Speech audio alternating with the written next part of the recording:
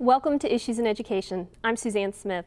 On this program, we discuss the latest developments in higher education happening around the state and across the country. Joining me is my co-host for the last 6 years, the Florida State University retiring president, Dr. T.K. Wetherell. Also here today is the new president of the Florida State University, Dr. Barron. FSU's Board of Trustees made the decision to hire him in December. Today, we'll spend the entire 30 minutes getting to know the man who will be directing the future of the Florida State University. Welcome to the program and welcome back to FSU. Thank you.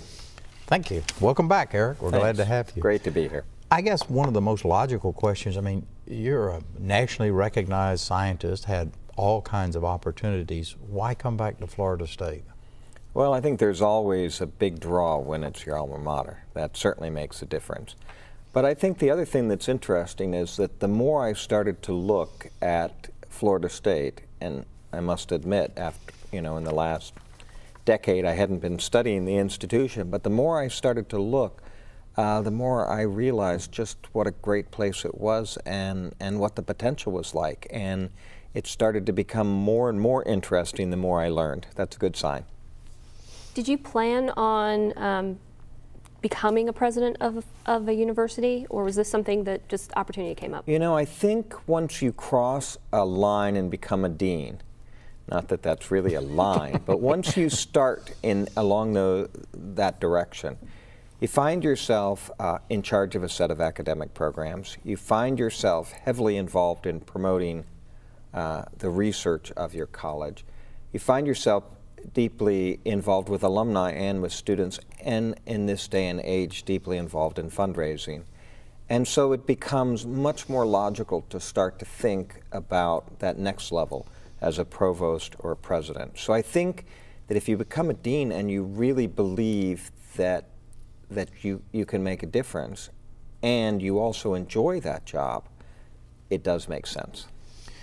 Let's rewind for a minute. You actually are an alum of Florida State, did your undergraduate work here. Can you kind of go back and say what attracted you back then to Florida State? And, what did you get your degree at, I guess, also? Yeah, it was actually relatively simple. I had started out with an interest in geology as a very young child and knew that this was something that I wanted to do. And as I started to go through high school, I realized that the ocean side of geology was more of a frontier. And so I looked for opportunities to try to cross over in the ocean side of things. There were a few programs out there that had undergraduate degrees in oceanography, but almost every program believed that you should have a foundation in a science before moving to focus on the ocean. So you should come at it from biology or from geology or from chemistry. And Florida State had a program by which when you were an honor student, you could begin to take graduate classes in your junior and your senior year. And so I thought that was a good way to get a foundation, the traditional mode, but also be able to sample what I considered to be part of the frontier. And so, in fact, that's exactly the way it worked out. I was a high school student in Atlanta, Georgia. It wasn't too far away. My parents moved to Cleveland before I ever walked in the door. So that wasn't a very good criterion, but in fact I came in as a geology major. In my junior and senior year I started a graduate class and I went on 2 cruises sampling coastal Florida when I was an undergraduate. Those were graduate programs that you did at Florida State. Yes. Were they in conjunction with anybody else? Because I think you went to Miami for finished up your graduate work. So when I went on those cruises, I started to realize that this was of great interest. So the fact that I could take the graduate class, the fact that I could go on cruises and work on samples and be part of a science expedition convinced me that in fact, as a graduate student, I wanted to lean towards oceanography. And so the things that I was most interested in, Miami was very good at. And so a lot of the faculty that were at Florida State started to suggest that I should work with particular people that were at Miami. And so that's the course that I took. How involved were you with the Alumni Association regards to Florida State? Not particularly involved, and I don't know whether that's just because I tend to get very involved at the institution that I'm at, and so I went through graduate school, very little time in between, and launched a research career. And so I tended, as a matter of fact, in my philanthropy to give to the institution that I was working at in terms of alumni activities with the institution that I was working at. Are you planning on using your presidency to encourage more alumni to come back to Florida State University? My view is that this is the first real step in a longer-term commitment, is to return, to come back, to see what's going on, to realize how the campus has changed. It's just phenomenal since I was a student here, and to reconnect. It's those connections that make a tremendous amount of difference. What are some of the big changes you've noticed since you've been back? Well, I was an undergraduate in Smith Hall, and I think there was only one building past Smith Hall on the West Campus when I was a student. And so that part is completely different. I must admit, I thought the stadium was torn down and rebuilt because not only is it a beautiful structure, and it wasn't back then, but the road got moved. And so I have no sense of orientation when I'm in that part of the campus. The swimming pool was right there sort of in the center by the Union, and it was very easy to go between classes and cool off, and so that's not there either. So I'm really glad to see Landis is still sitting there with the green there, because everything else seems different to me. Yeah, Landis, I think, is about the last green spot we've got left. Yeah. It's just pretty tough. Tell us, what are you doing right now, I guess, before coming to Florida State? So I direct the National Center for Atmospheric Research.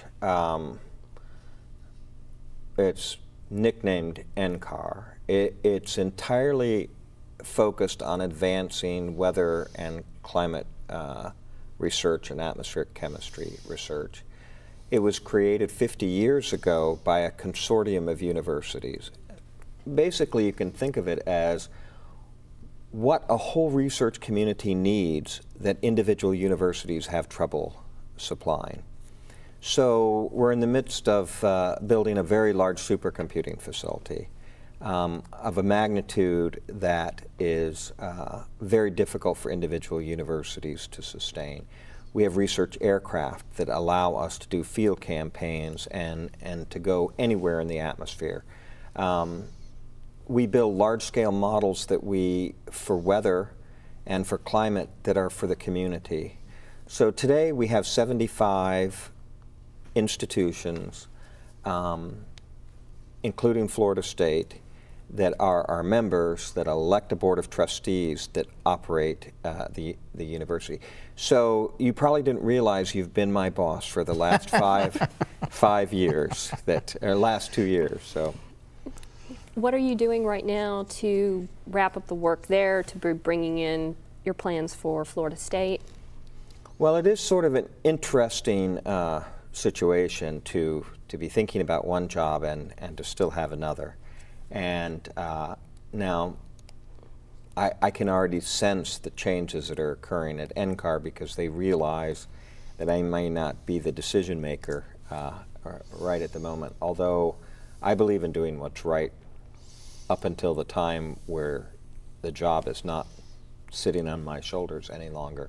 But I have a set of things that I want to make sure are done before I walk out the door. They're really 3 big ones, and I'm working hard to make sure they're done. What do you think your greatest strength is you bring to Florida State? And then conversely, what do you think is the most difficult thing you're going to have to do? You know, one way to answer this question is, what did I miss when I started to work at a national lab? I mean, NCAR is wonderful because it's so prominent, does such great science, and it's very important nationally. So you spend a lot of time in Washington, D.C., talking to different people about the research agenda. But I have no students, and I have no alumni. And, you know, I was a shy kid when I was when I was small, but I really like people, and I really like that connection with students and with alumni. That really sort of is end to end, from coming in the door as a freshman or in a K through 12 environment and continuing throughout your life. And so I hope people will see that one of my strengths is my ability to interact with both students and alumni. So that, and to me, that's also the most fun. And this transition, I know you've been back in town 2 or 3 times, your wife's in town. How do you see Tallahassee changing? How exciting is that? Well, it has certainly grown. There are interesting pieces of it that I'm not exactly sure how to get used to. People say hello wherever I go, and I guarantee you that no one said hello when I was here as a student. My friends did, but you know, my wife and I went out and had a pizza last night, and we had all these people greeting us and saying hello. So Tallahassee, I think, is going to be very different for that reason. But it's clear that it's grown, and you know, there's lots of opportunities and activities, and I will tell you that people are very warm and friendly. I mean, I know you know that already, and everybody has told me, but you don't really believe it until you feel it. So. Yeah, I think you're going to find Florida State, they want the university to succeed. When I say Florida State, the faculty, the staff, the students, the alum, you're going to have plenty of people who want to help you. In fact, more people than you want to help you sometimes. My wife and I went to the New Year's Eve alumni party at the Gator Bowl, and I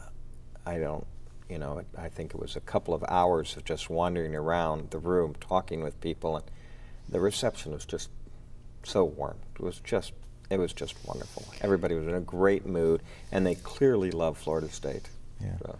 One of the challenges that you'll face during the interview process, it came up constantly. I guess there are 2.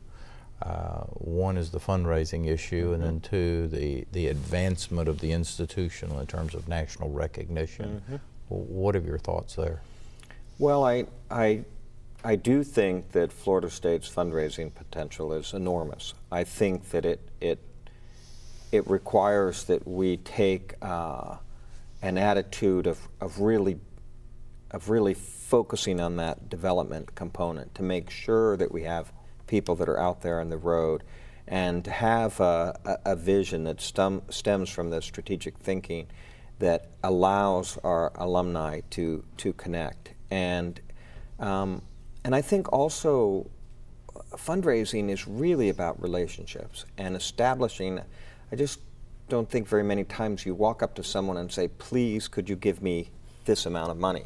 You really want to have that relationship established and connected to the university, and you're working hard to sense what individuals are really interested in and how that matches with what the university needs to accomplish. So I'm excited about going out there and talking about the vision for the institution and getting to know people and taking advantage of the many connections that are there, and hoping that I get a real sense from the alumni that they're eager to help make this institution successful. When I was going through the interview process, the whole issue was AAU. Right. And I'm sure that came up some more, at least from some of the stuff I saw. Yeah. With your reputation, with your ties at the national level, is it a realistic expectation, or is it just something that's a goal? Well, you know, there are many institutions that I have visited. One of the things I do freely with my time that I doubt I'll be able to do anymore is go do reviews at other institutions. And there are an awful lot of institutions that are striving to be AAU members. So I don't think this is something you snap your fingers and you say, okay, here you go. I do think that there are several things that tell me what the potential is. One of them is if you look at the rank for this institution in funding and the rank for this institution in philanthropy, they're much different from the quality indicators. And so that tells me this is a well-run institution. It tells me that the faculty are committed to the institution. It tells me that we're attracting a student body that can go off and do great things. You look at the number of graduate degrees and their breadth, you're right up there with the AAU characteristics. So my feeling is all of these elements are telling us that this is achievable, but you know, we're also not in the very best budget climate. So my view is we should be working to get all of these indicators, and AAU is very plain about the criteria that they use for selection. My view is we need to be getting them all going in a good, positive direction, continue the great work that's been done in these directions, take advantage of the strengths that are sitting there that are already evident, and I think eventually we'll get there. But it's not something that I think you put as a goal in the year X, we will have achieved this. I don't think it works that way. And I think the other element about it is that it's always easy to look at your rank and say, if I do this, I will, you know, if I can add $40 million more to my endowment, I will jump 10 places in my endowment in terms of the rank. You have to do $40 million more than all of those 10 institutions that are sitting there above you. So we're in an environment where a lot of people are competing on these same sets of metrics. But I think the potential is large. Are you concerned about the legislative process happening with just a few months away with the next budget cycle? Are you going to be focusing on that at all, or are you going to be focusing more on the fundraising? Well, of course, I think you need to focus on them all, but I'm counting on the fact that I'm not walking into an institution that's not been thinking about these things, and I'm walking into an institution for which this is a key aspect. So I hope I get good advice and that I know how to listen to it. We're going to take a quick break. When we come back, we'll continue our discussion with Dr. Eric Barron, the next president of the Florida State University.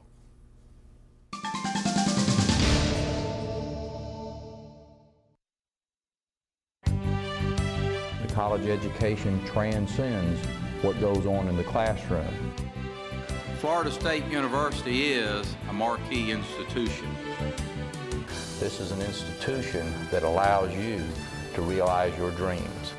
We have a treasure here in the state of Florida at Florida State. What we're into is actual results.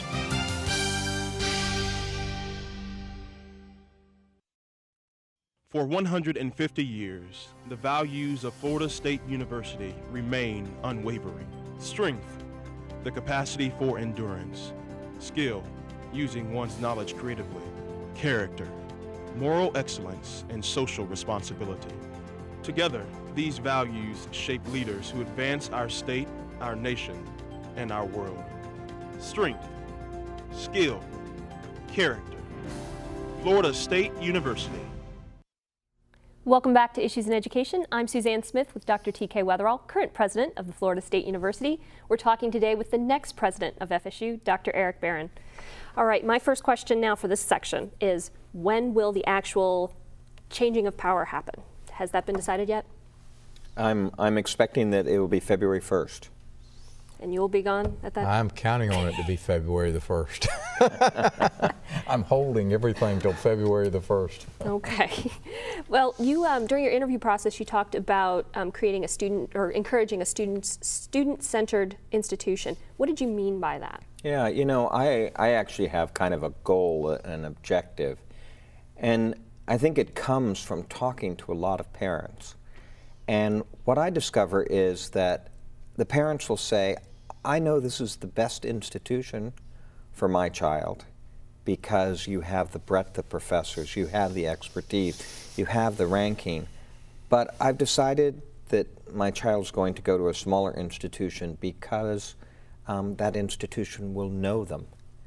And you know, you watch big institutions evolve, and you start to do things like design buildings so the students come in and out of the ground floor and the faculty are up here, and a separation starts to form. And so I started to look at what small liberal arts colleges really do. And you all of a sudden realize that the small liberal arts college is very close to the size of many colleges that are at Florida State. You know, some are a little bit bigger. So why can't you act with the sense of community of a small liberal arts college while providing this enormous breadth of opportunity that allows someone to have a great deal of expertise and to have classes from different faculty who really know what they're talking about, or even to change your mind and to do something completely differently. And so my feeling is that big institutions should start to think that way. And there's a great deal of opportunity to do so. So whether that is how we develop an orientation for a student, in my case, as a dean, I built a student center for the college, which included tutors in those areas where I knew my students had the biggest challenges outside of their major. We had an endowed writer in residence in a science and engineering college, and that's because everybody needs to be able to communicate well.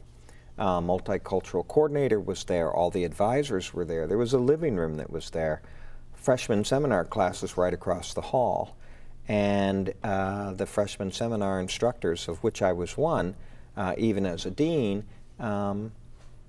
basically made sure the students went into the student center right from the beginning, because you assigned papers and you said the writing tutor has to read them first. The writer in residence has to read them first. Or you're going to have a technology presentation in your freshman seminar.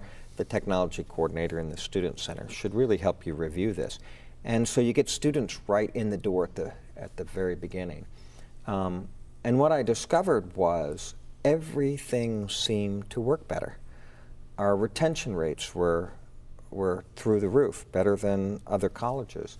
I had a student government where I have to tell you that 6 dedicated students would show up to be part of student government. And at the end of this first year, 50 students show up because they think this is the way it's supposed to work. I'm here, I'm involved in these activities. And so now that model may not work perfectly for Florida State, but I would like to think about it. What does it mean to build a sense of community of a small liberal arts college with all the opportunity of a powerful research university? And so, to me, this is a good way to think. You're married. Yes. Wife's name is Molly. This has got to have been kind of a whirlwind deal. I mean, from application to, a final interview, appointment, what, 2.5 months, and you're going to be I think it's less show. than that. It's right. Yes. No, I don't think my wife would mind me saying that she's a little bit in shock, because my application went in. I very shortly afterwards went to interview. I got off the airplane in Denver and got a call saying could I come back and bring my wife, and then she watches the interview process, and then the cameras were rolling, and welcome to Florida State, and then a short time before assuming the responsibilities. Now, on the one hand, she's just very excited, and on the other hand, she's saying, how could this have happened so quickly? And so it will take a little bit of getting used to. And she says, I've spent 3 days in Tallahassee in my entire life, and all of a sudden I'm looking forward to this remarkable future. So it is a little exciting on the family side. Have you had a chance to move into the President's house yet, or seen the President's house? Yes, it's absolutely beautiful, and it is clearly designed to make sure the President is part of the university community in doing different events, and that we have the opportunity to bring alumni and other folks to the house, and to make sure that we can be as gracious as possible. It clearly was designed with a very thoughtful mode in a very thoughtful mode. And I have to tell you that after experiencing the activities both at Penn State and Texas as a dean, having the Alumni Center adjacent to it, I think was a stroke of genius. And because it really does allow you to participate very effectively in a lot of different size events. So it's a huge plus for anybody coming to this institution. What kind of advice has Dr. Wetherell given you in this transition period?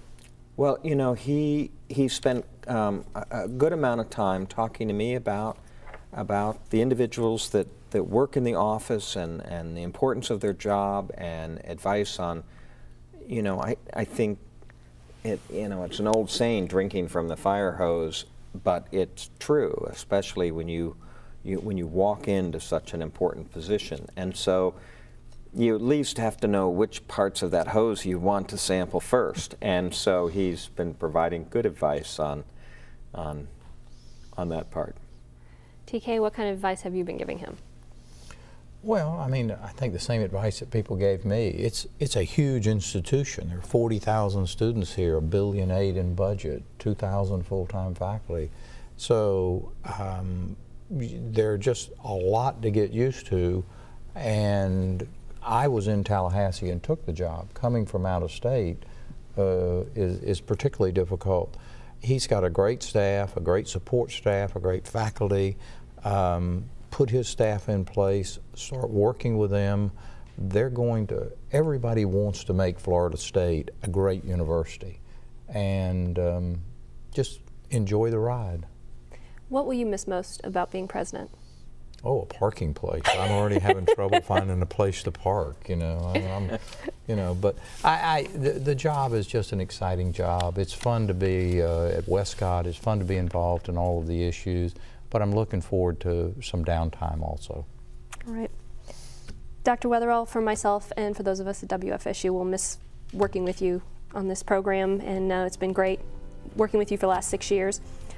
Dr. Barron, welcome back to Florida State, and we look forward to your participation in the show for many years to come. To our audience, please tune in again next month for more Issues in Education. You can watch the premiere episode of Issues in Education the first Wednesday of every month at 7:30 p.m. That means you can see the next new episode on Wednesday, February 3rd on WFSU TV. Join us as we discuss the latest developments in higher education happening around the state and across the country. If you have questions that you would like us to address on this program, you can email us at issues@wfsu.org. Again, that's issues@wfsu.org. If you would like to see past episodes of Issues in Education, head to the President's website at www.president.fsu.edu. For Issues in Education, I'm Suzanne Smith with the Florida State University's outgoing and incoming presidents, T.K. Wetherell and Eric Barron. Thanks for joining us.